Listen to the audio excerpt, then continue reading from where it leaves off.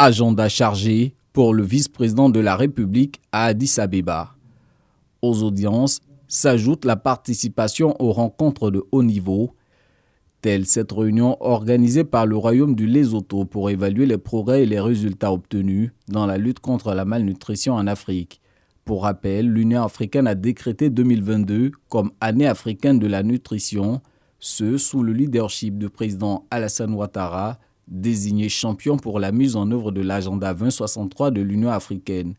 Sur cette lancée, la Côte d'Ivoire avait abrité en décembre dernier une rencontre de haut niveau sur la nutrition, soldée notamment par l'adoption de la déclaration d'Abidjan. Tiemoko Melie-Kone rappelle quelques engagements contenus dans cette déclaration.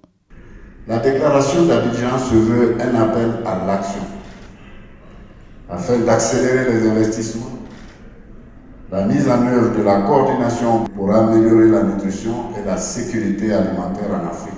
Au regard des délais dont disposent les États membres pour atteindre les objectifs nutritionnels et la sécurité alimentaire, nous devons agir et agir urgemment à travers les principales actions suivantes. Premièrement, tenir compte de l'ensemble des déterminants de la nutrition et de la faim qui varient d'un pays à l'autre. Opérer des changements pérennes avec les systèmes agroalimentaires durables, d'assainissement et d'eau potable inclusif, d'éducation ou d'alphabétisation nécessaires et efficaces, et enfin les systèmes de protection sociale pour tous, en particulier pour les plus vulnérables.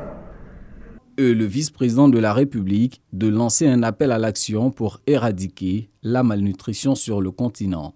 La complexité des causes de la malnutrition et de la faim nous invite à une mutualisation des efforts déjà amorcés dans ce combat. Un combat que nous ne devons que gagner. Il s'agit de permettre à chaque enfant de réaliser son plein potentiel en passant de l'enfance à un âge adulte productif, afin qu'il soit capable, par le fruit de ses labeurs, de soutenir la croissance et le développement de son pays.